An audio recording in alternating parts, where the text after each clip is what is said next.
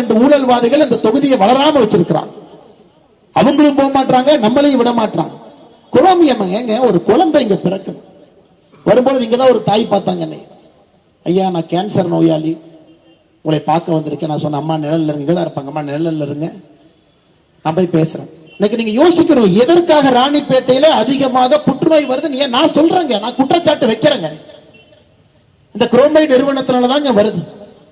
Chromium என்ன இருக்குதுங்க?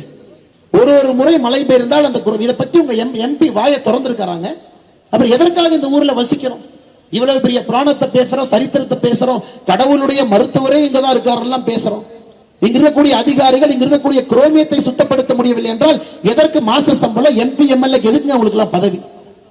அதனால் சகோதர சகோதரர்களே, அன்பான வேண்டுகோள். அதை உணர்ச்சி வசப்பட்டு பேசுறேன்னு நினைக்காதீங்க ஐயா. எனக்கு இது 187வது தொகுதிங்க ஐயா. 186 தொகுதியில் இதே மாதிரி பேசிட்டு வர. அதனால ஒரு கையில் ஒரு புள்ளி